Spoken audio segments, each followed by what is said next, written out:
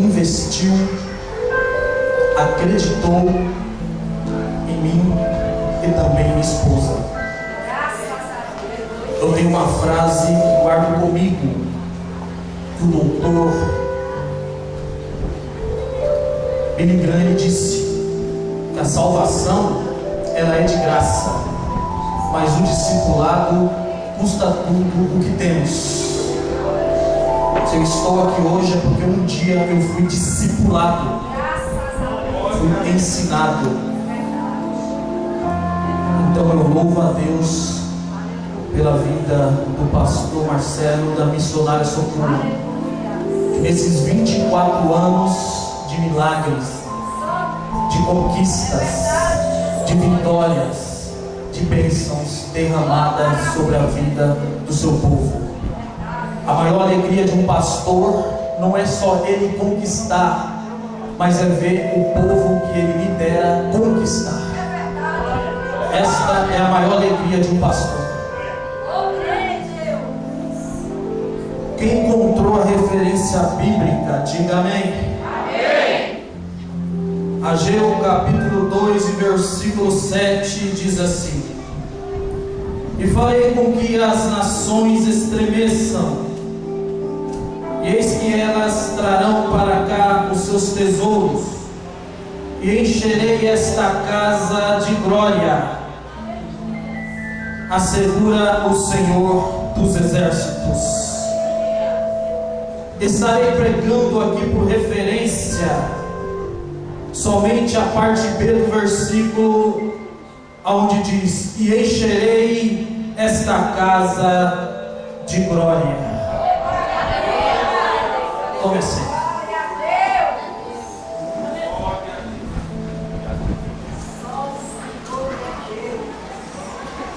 Em toda a Bíblia, nós temos 4 templos reconhecidíssimos. O primeiro templo é conhecido como tabernáculo, ou tenda, ou barraca. segundo a contextualização bíblica, Deus dá uma visão para Moisés aos pés do monte. A história secular nos diz que quando Moisés ele estava orando, após orar 40 dias e 40 noites, Deus dá a ele uma revelação. E dentro desta revelação, Deus dá a Moisés ordenanças, para que quando ele descesse do monte, falasse para o seu povo construir um tabernáculo, uma tenda, um templo que é conhecido como um templo móvel. E Deus também disse para Moisés: construa este templo, porque eu quero habitar dentro deste templo. A história nos diz que Moisés, dando ordenanças para o povo começa a construir o tabernáculo.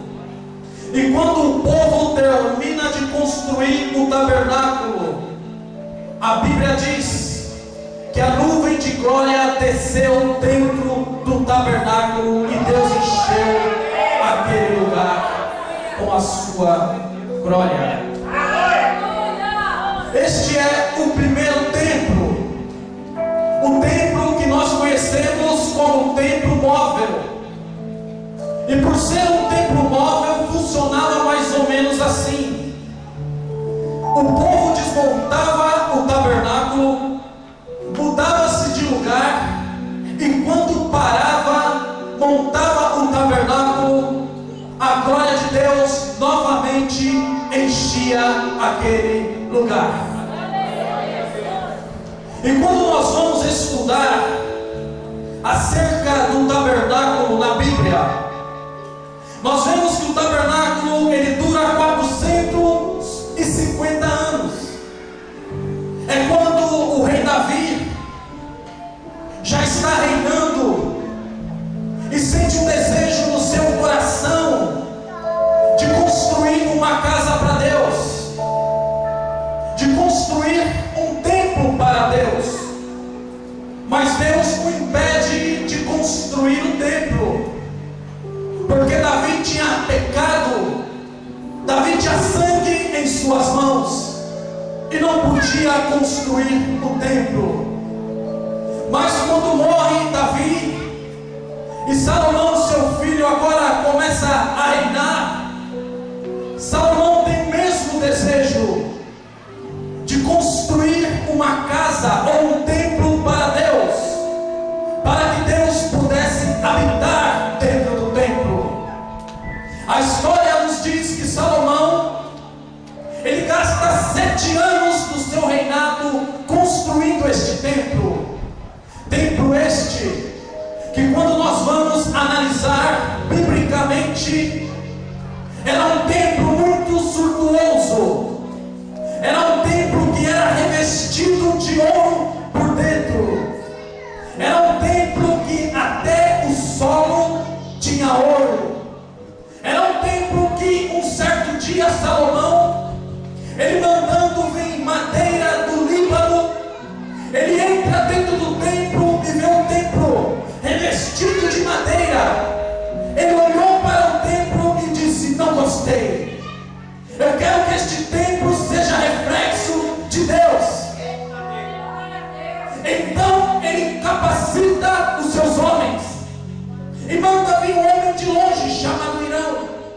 Irão ele mexe com ouro, Irão ele é especialista em bronze, Irão ele vem de longe somente para revestir o templo de ouro. E a Bíblia também diz que dentro do templo não se ouvia um barulho sequer de martelo ou de marreta. Tudo era trabalhado de longe e vinha de longe para a construção do templo. Aqui eu acredito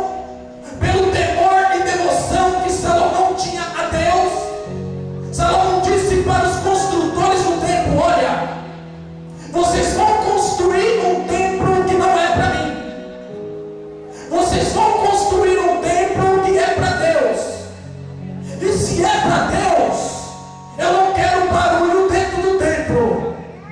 O único que pode fazer barulho dentro do templo é Deus. Se não for Deus, não pode. E a Bíblia diz que quando Salomão termina o templo, Salomão agora chama os sacerdotes. Salomão agora convida todo o povo para a inauguração do templo. E diz a Bíblia que Salomão começa a oferecer sacrifícios a Deus. Salomão começa a dar tudo o que tem para que Deus possa habitar dentro do templo. E a Bíblia diz que quando os sacerdotes estão terminando de oferecer sacrifícios a Deus, a glória de Deus começa a encher o templo. E a história diz que a glória de Deus vem com tanto poder, com tanta força, a ponto dos sacerdotes não conseguirem parar em pé dentro do templo. A Bíblia diz que foi 8 dias de festa, 8 dias de glória, 8 dias de poder, 8 dias sentindo a glória de Deus dentro do templo. A Bíblia diz que este templo, Deus visitava uma vez no ano.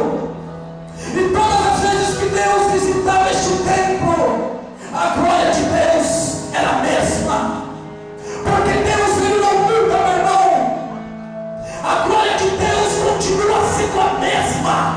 Porque Deus, ele é o mesmo. A Bíblia diz que uma vez no ano Deus visitava o templo. E os sacerdotes não conseguiam parar-se em pé pelo poder da glória de Deus. Mas a Bíblia diz também que no ano 586 a.C., por causa do pecado do povo, por causa da idolatria a outros deuses, Deus permite que um rei chamado Nabucodonosor, invade Jerusalém. E quando Nabucodonosor invade Jerusalém pela terceira vez, a primeira coisa que ele faz é destruir o templo de Deus. A primeira coisa que ele faz é destruir o templo. A segunda é saquear o templo de Deus e roubar todos os utensílios que tinha dentro do templo. Junto com esses utensílios sagrados, Salomão também leva a Arca da Aliança, que simbolizava a presença de Deus. E a história nos diz que Salomão fica com o povo aprisionado, fica com o povo em Babilônia preso por 70 anos. E quando cumpre o período de 70 anos, a história secular nos diz que o Império Babilônico agora vai cair, e o Império Medo-Persa está se levantando. E quem se levanta agora junto com o Império Medo-Persa é Ciro. Ciro agora tomando ciência de uma profecia bíblica, sabendo ele agora que o Império Babilônico tinha aprisionado o povo por 70 anos, e tomando ciência dessa profecia bíblica, Ciro agora solta o povo. E a ordenança de Ciro agora era para que o povo voltasse para Jerusalém e construísse novamente o templo de Deus. A Bíblia nos diz que quando Ciro ele toma posse do reinado, derrota Nabucodonosor, a ordenança dele para o povo é: volte para Jerusalém, e antes de construir as vossas casas, construa primeiro o templo de Deus.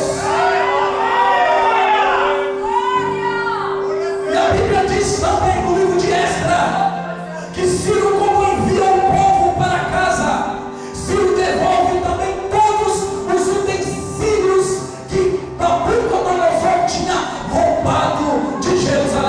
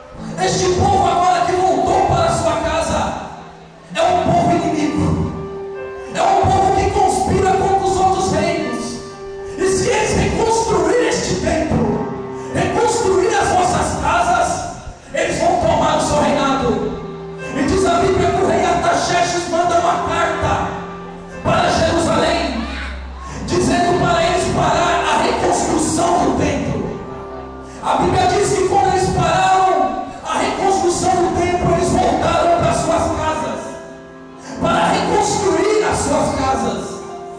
É neste contexto que Deus levanta Ageu. É neste contexto que Deus levanta o profeta Ageu. É onde no capítulo 1, onde eu chamo de encorajamento, é onde Deus levanta Ageu para repreender o povo.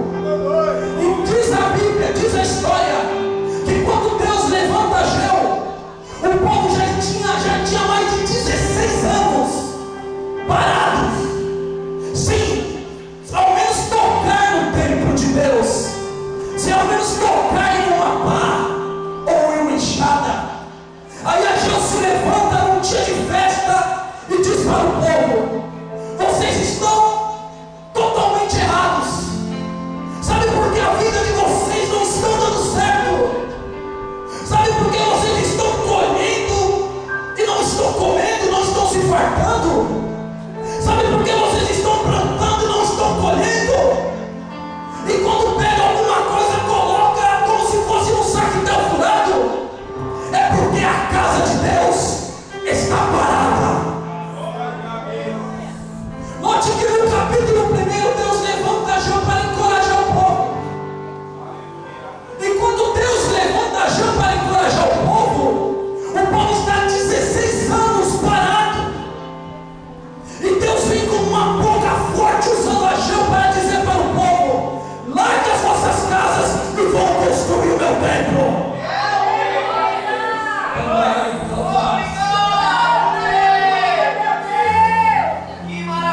Diz a Bíblia que eles gastam 23 dias depois da primeira profecia e começam a reconstruir o templo. No capítulo 2 o templo está quase construído.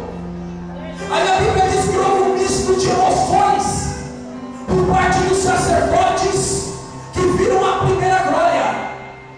E eles começaram a chorar e dizer: este templo não é como outro. Aí Deus se manifesta usando Ageu novamente e dizendo para eles: quem aqui viu o primeiro templo em sua glória? Comparado a esse, não é nada.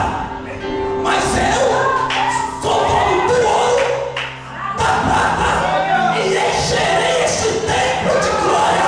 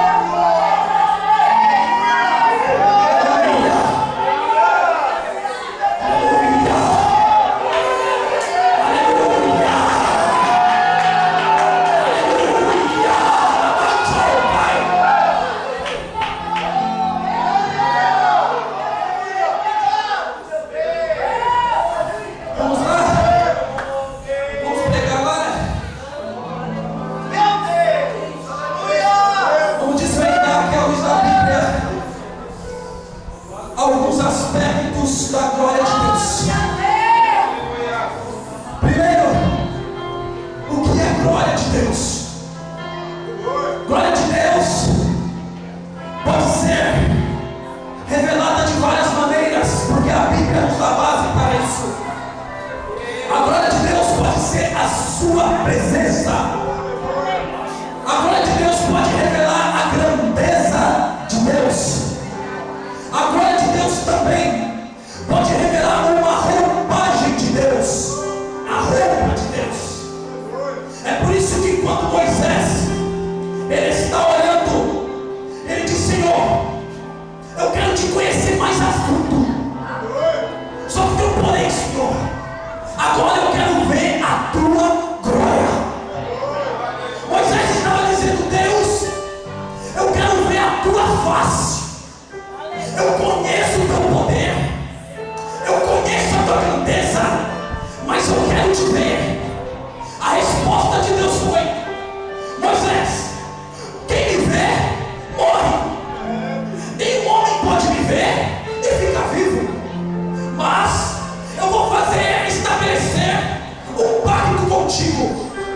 Eu vou abrir uma fenda na rocha, no aberto. Você entra lá dentro e eu vou passar e tu vai me ver.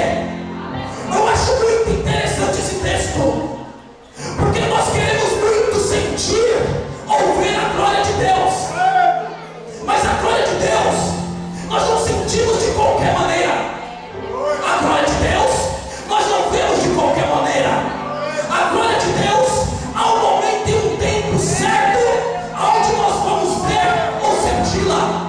Note que aqui dentro desse texto Deus está dando uma revelação e ensinando Moisés.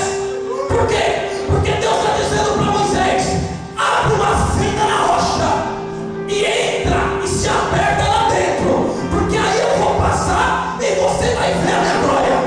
O que Deus estava querendo dizer para Moisés é que quem quer ver ou sentir a glória de Deus tem que entrar no aperto. Tem que entrar no aperto. Sabe aquele momento que ninguém te entende, te compreende? Aquele momento que você se aperta, se encolhe. É nesse momento Deus estava querendo dizer para Moisés: Moisés, tu está muito feliz com a minha glória. Eu mando água, vocês bebem. Eu mando comida, vocês comem. Eu sou coluna de fogo, eu sou nuvem.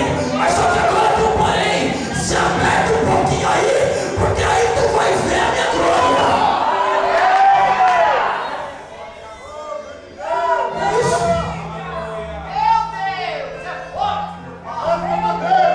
Moisés não viu Deus, Moisés viu a roupagem de Deus, porque Deus ele é revestido em glória. Esse é Deus. Essa é uma das características da glória de Deus.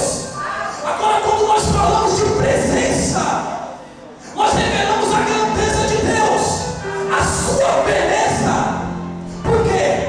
Porque a Bíblia diz que quando Isaías capítulo 6, ele entra dentro do templo que ele avista Deus assentado no seu trono, e em cima da sua cabeça os serafins sobrevoavam. Cada um tinha 6 asas. Note que com 2 sobre os pés, com 2 olhos para não ver a glória de Deus, mas com 2 eles voavam, mas voavam cantando: Santo, Santo, Santo, Santo, Santo, Santo é o Senhor dos exércitos, e toda a terra está cheia da sua glória. Sabe o que Isaías diz? Que a glória de Deus encheu o templo de uma maneira que a glória de Deus, quando ela enche o templo, ela não sai, meu irmão, ela fica. Sabia que ela fica? E ela dá pressão, porque Isaías diz que as colunas do templo estavam estremecendo e foi dando pressão lá dentro. Isaías foi vendo a glória e a grandeza de Deus. Este é a glória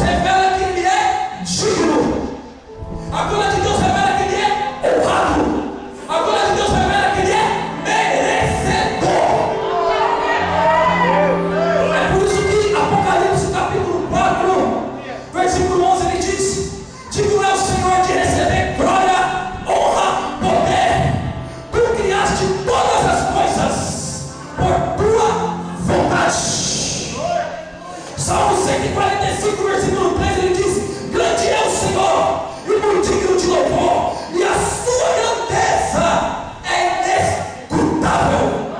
Romanos 11:36, Paulo diz: porque dele, por ele e para ele são todas as coisas, glória pois a ele eternamente. Ela diga: ele é honrado. Aleluia.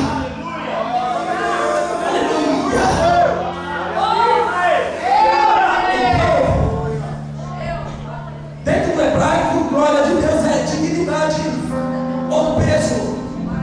Mas no grego, a glória de Deus tem um nome chamado Toshá.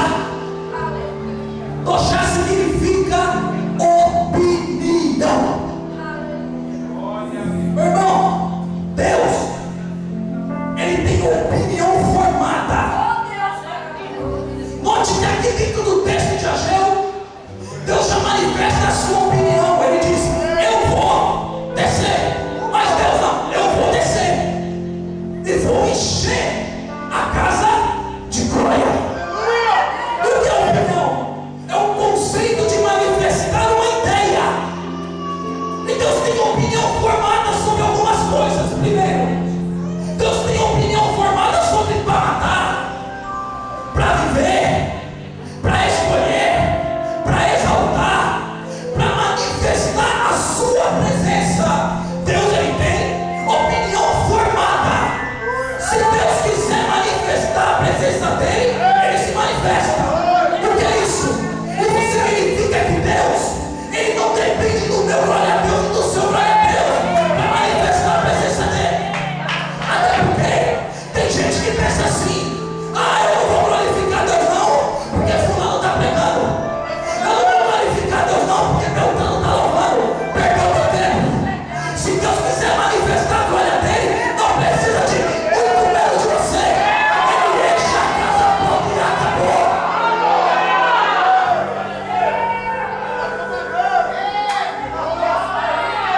Opinião formada. Deus não precisa do meu glória. Deus não precisa do meu aleluia. Porque tem gente que tem um pensamento totalmente ao contrário e coloca no seu coração dizendo: eu vou lá, mas não vou abrir minha boca, perdeu o tempo, minha filha. Eu vou lá, mas não vou abrir minha boca, perdeu o teu tempo, meu filho. Deus não precisa de nós. Se Deus quiser encher, ele enche.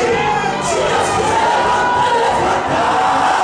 Se Deus quiser manifestar, ele manifesta.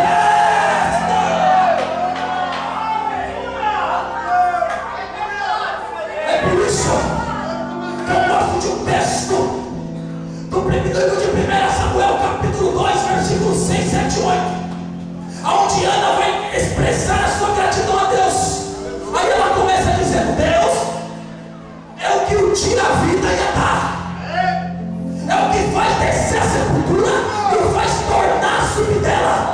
Ele enriquece, empobrece, abaixa e também exalta.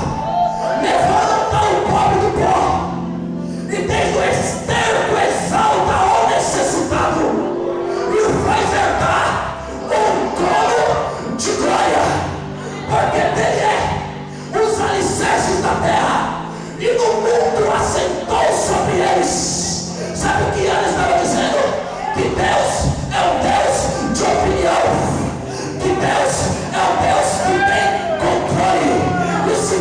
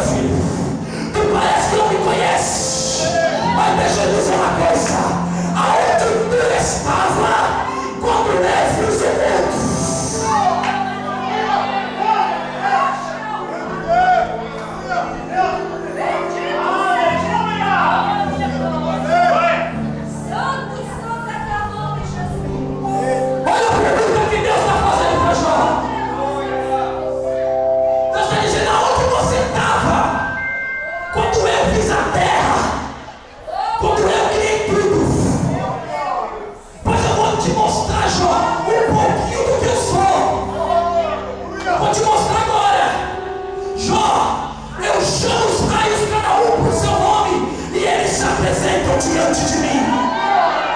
Jó, eu conheço cada estrela do céu, cada uma pelo seu nome. Jó, o sol e a lua, quando eu chego, me respeita. Jó, você sabe o tempo que as cabras vão descer na luz, Jó? Não, eu sei, Jó. Aí Jó vai dizer, bem sei eu que tudo pode, e nenhum dos seus pensamentos pode ser impedido. Brinca com Deus, meu irmão. Brinca com Deus, Deus é Deus de opinião. Deus é Deus de opinião. Ele exalta quem Ele quer, Ele levanta quem Ele quer, Ele faz o que Ele quer, Ele é soberano. Ele tem todo o poder, Ele tem o controle. Já disse, eu sei que tu podes, eu sei que tu podes. E nenhum do seu pensamento pode ser impedido. Que é isso? Que é o que Deus pensa, ninguém muda. E o que Deus quer fazer, Ele faz. Pronto, acabou.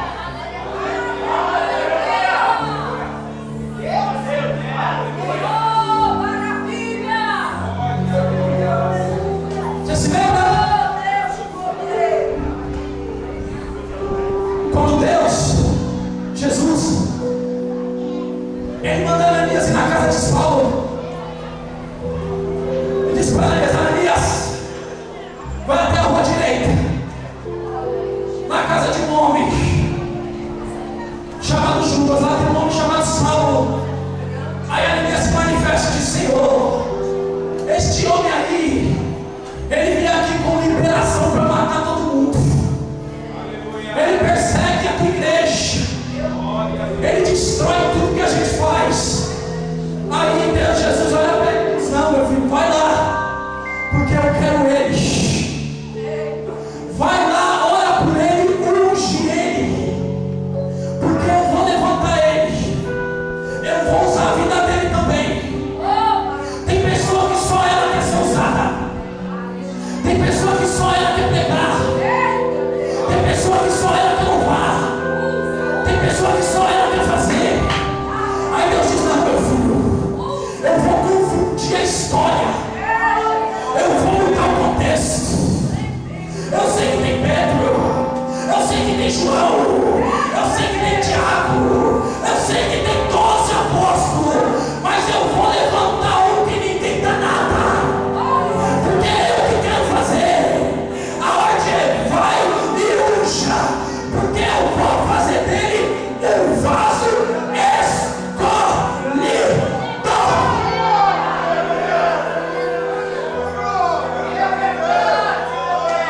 escolhido. E o que é a escolha de Deus? Escolha de Deus é Deus fazendo uma distinção. Deus separa cada um para um ministério. Deus chamou Paulo, Saulo, para pregar a tua palavra. Ananias questionou Jesus, mas Jesus falou, não, meu filho, eu levantei você, vou levantar ele também. E ele vai levar meu nome, não só aqui, mas por todas as nações.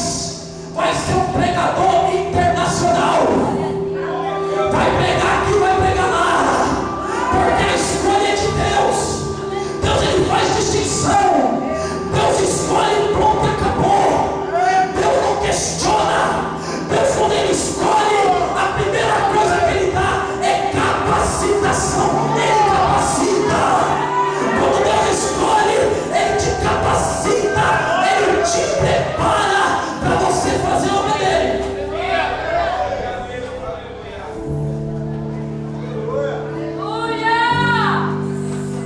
Precisamos de 3 coisas, meu irmão, para atrair a presença de Deus. O que? Primeiro, fé.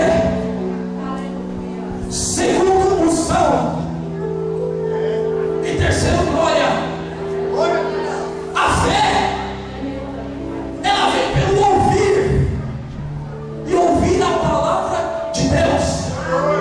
Precisamos de uma boa palavra, precisamos de uma boa exposição, e também da unção. A unção é uma capacitação de Deus para o homem. A unção é um objeto de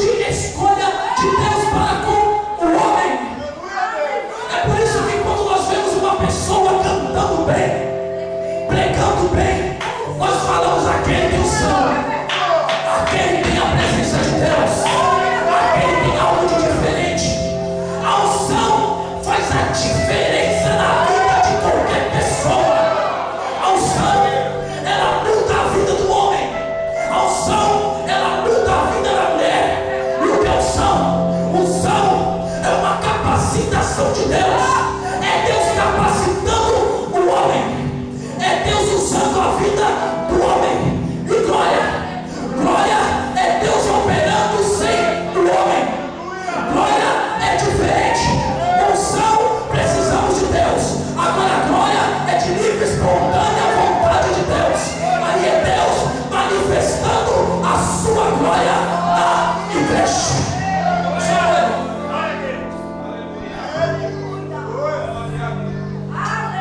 Glória é a presença de Deus sem precisar do homem. Glória é Deus de livre, espontânea vontade, manifestando a sua presença. Nós precisamos de uma boa palavra, sim. Nós precisamos da unção, sim. Mas a glória depende de Deus. Se Deus não quiser manifestar, Ele não manifesta. Mas se Ele quiser, não tem quem peça dele manifestar. Aleluia. Aleluia. Segundo aspecto da glória de Deus: peso. O que é peso? Peso é um símbolo de valor. Peso é o valor da glória de Deus. É Deus dizendo para o povo de Israel, dizendo: olha, eu vou operar a minha glória com peso, com valor. O povo estava ligado ao valor. O povo estava ligado ao ouro e à prata. E a glória de Deus, dentro do contexto, dentro de uma linguagem do hebraico, significa peso. E peso é comparado ao ouro. Todas as vezes que olhamos para a Bíblia, e a Bíblia fala de ouro, está falando da grandeza de Deus. E quando nós vamos ler, segundo aos Coríntios, capítulo 4, versículo 16 e 17, Paulo diz: por isso não desfalecemos, mas ainda que o nosso homem interior se corrompa, o interior contudo se renova de dia em dia. Porque a nossa leve e momentânea tribulação produz para nós um peso de glória muito excelente. Olha o que Paulo está dizendo. Paulo está dizendo que a nossa leve, momentânea tribulação produz para nós um peso de glória. Paulo está dizendo que a tribulação é leve. Paulo está dizendo que a tribulação é momentânea. E o que o momento nos revela? O momento nos revela tempo. E quando nós, dentro do tempo, quando nós temos um tempo e sabemos que Deus vai agir dentro desse tempo, esse tempo cria em nós expectativa para poder prosseguir. E a expectativa, ela cria em nós crer, do verbo acreditar. A expectativa nos dá esperança de acreditar. E quando nós acreditamos, isso gera em nós fé. É por isso que quando Paulo ele escreve a carta aos Romanos, capítulo 4, e versículo de número 20, Paulo diz: porque Abraão não duvidou da promessa por incredulidade, mas antes foi fortificado na fé, dando glória a Deus, porque tinha convicção que aquele que prometeu era fiel para cumprir todas as promessas.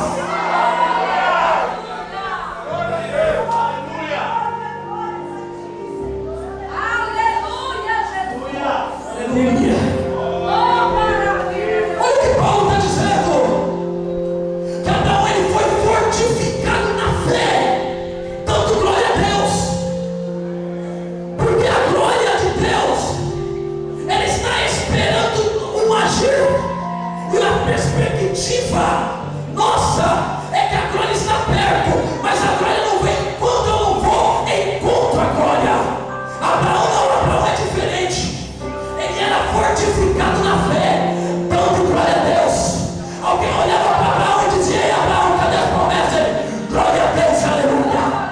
E Abraão, cadê o filho? Ele, glória a Deus e aleluia. E Abraão, cadê a terra? Ele, glória a Deus e aleluia. E Abraão, cadê o filho? Ele, glória a Deus e aleluia. Aleluia. O negócio em Candaia, o levantar a piada e condenar-se a condenar.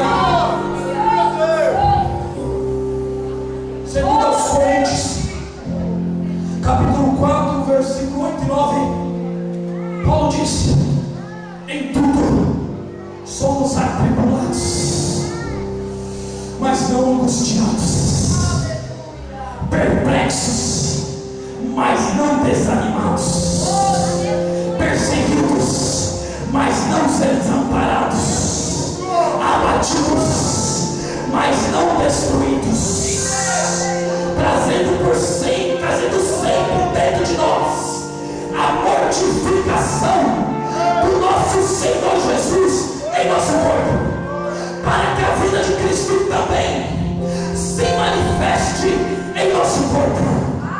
Note que Paulo está falando de uma glória. Paulo está falando de uma glória que está prestes a ser revelada. Mas Paulo fala da mortificação de Cristo. Paulo está dizendo para nós trazer em nós a mortificação de Cristo, para que a vida de Cristo se manifeste em nossos corpos. Não tem como a vida se manifestar se a morte não estiver conosco.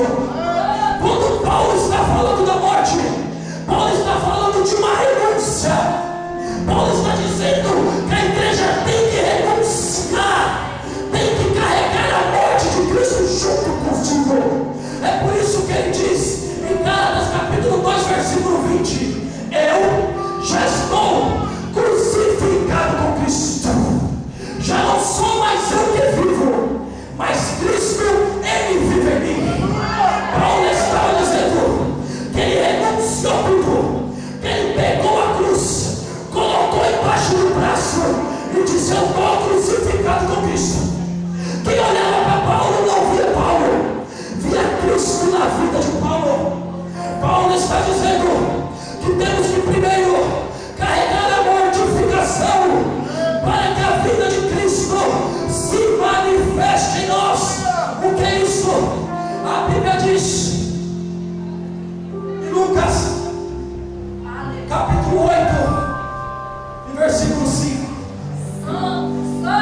Lucas diz que o semeador saiu a semear e jogou a semente pelo caminho. A semente que caiu fora da terra, as aves do céu veio e comeram. A semente que caiu nas pedras não frutificou, não germinou. A semente que caiu entre os espinhos também não germinou. Mas a que caiu em boa terra deu fruto. Como é que a vida vai se manifestar? A vida de Cristo vai se manifestar dentro de nós, através da sua palavra. O apóstolo João, ele disse que três testificam no céu: o Pai, a palavra e o Espírito. O apóstolo Paulo, quando ele escreve Efésios capítulo 5, versículo 26, ele diz: para santificar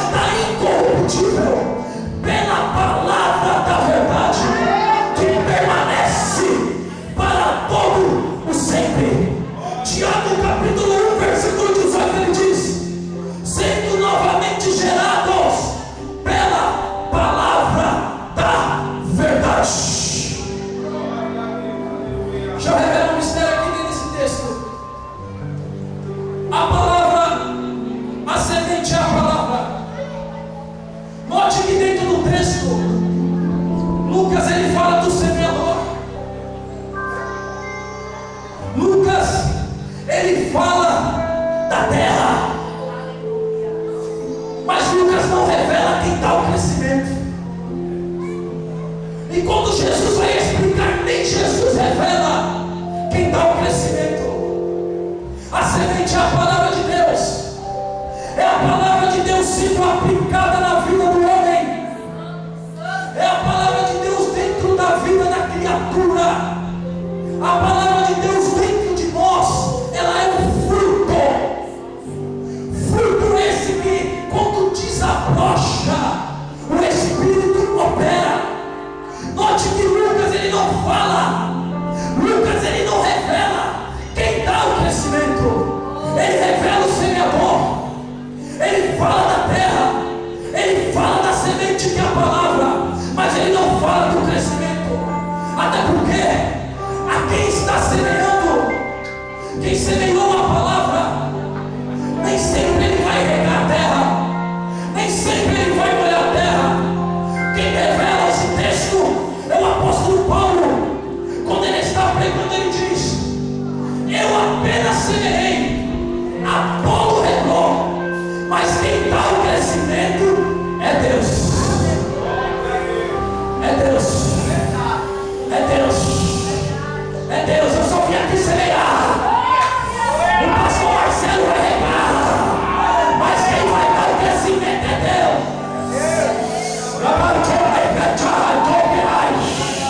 O crescimento vem de Deus, meu irmão.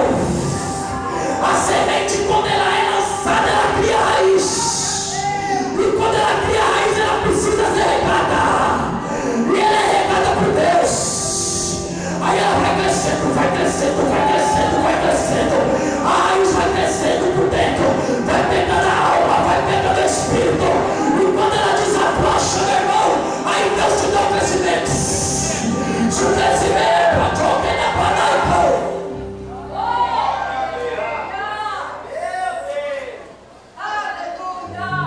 Aleluia. Maravilha, meu Deus. Note que aqui, dentro desse texto, Deus está dizendo: eu sou a palavra, eu sou também a água. Note que a Bíblia, ela usa várias linguagens para descrever Deus. Várias linguagens. A Bíblia usa a linguagem botânica para tentar descrever Deus. E o chama de rosa de Saron, lírios do vale, videira verdadeira.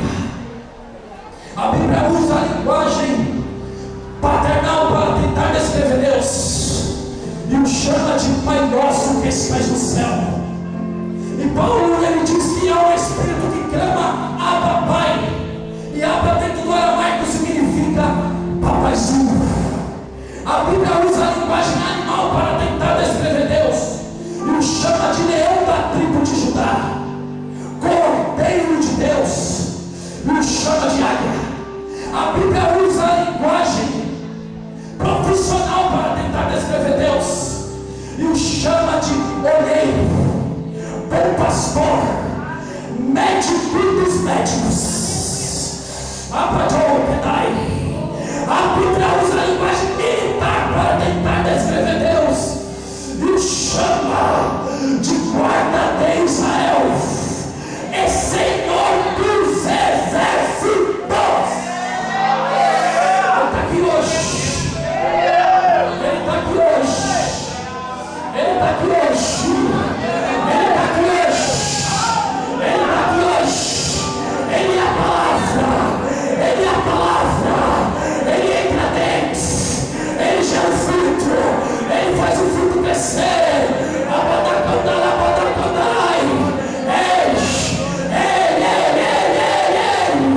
Ele já chegou com a sua glória.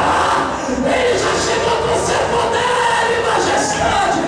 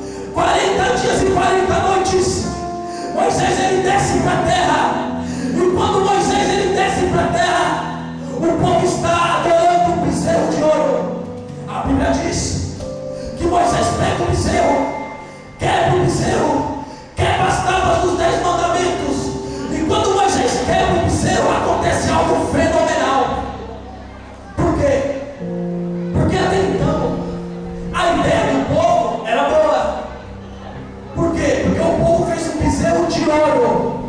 Ideia legal. Fazer algo de ouro. Ouro é representativo de Deus. A ideia de fazer, usar o ouro, a essência era o ouro. Na essência o povo estava certo, mas na executação estava errado. Então Deus disse para Moisés: desce lá agora, porque o meu povo está adorando o bezerro de ouro. Moisés desce. Quando Moisés desce, a primeira coisa que ele faz, quebra as tábuas dos 10 mandamentos.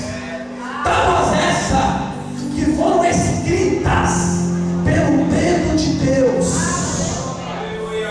Deus escreveu com seu próprio dedo, frente e verso. Por quê? Porque a mesma palavra que vai para cá serve para cá também.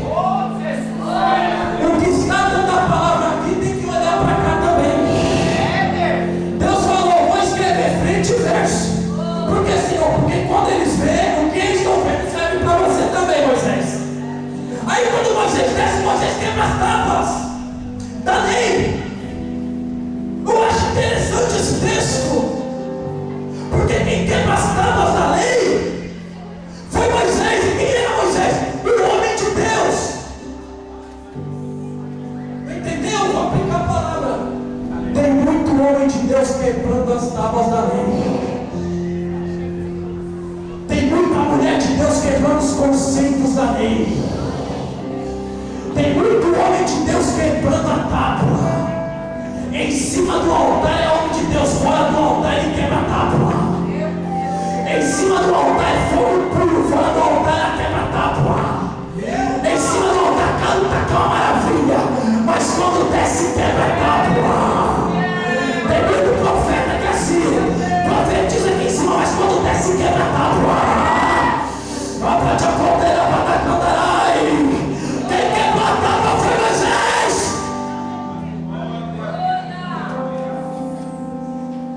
Aí Deus diz: Moisés, agora pega esse bezerro, quebra. Moisés reduz o bezerro a pó. Pegou o que era de ouro, quebrou tudo. A essência. Pegou a essência e jogou na água. Êxodo 32:20. E falou para o povo: agora bebe. Água com ouro. Água com pó de ouro. Ouro representa Deus. Aí Deus disse para Moisés: pega e dá para o povo beber. O povo, quando chegou em frente do mar, olhou aquele rio cheio de ouro. Aí Moisés falou: bebe. E o povo começou a beber o ouro, a água cheia de ouro, e começou a olhar para a pele.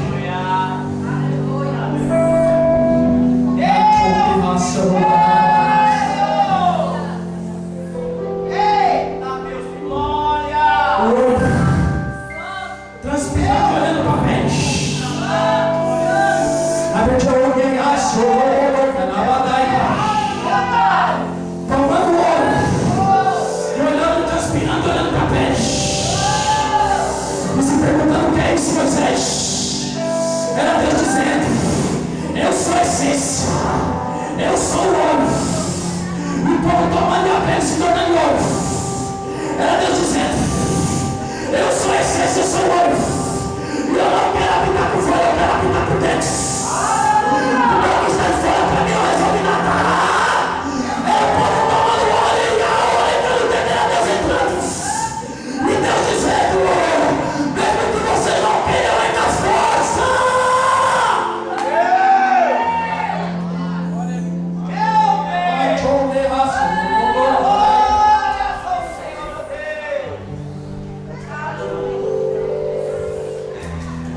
Transpirando e o ouro saindo.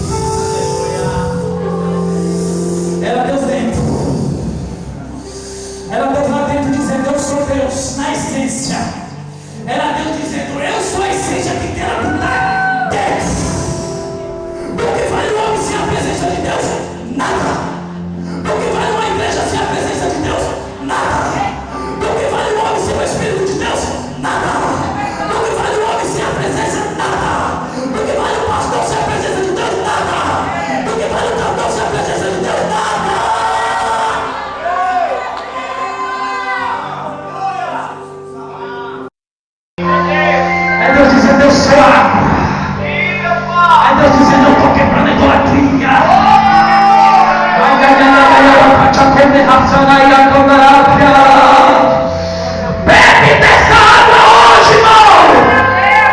Bebe dessa água hoje, mulher. Bebe dessa água hoje, homem. Bebe.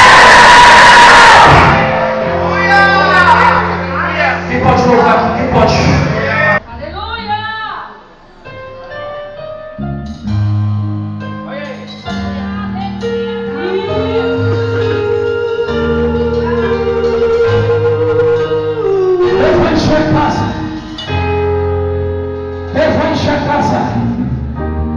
Não consigo ir além do teu olhar.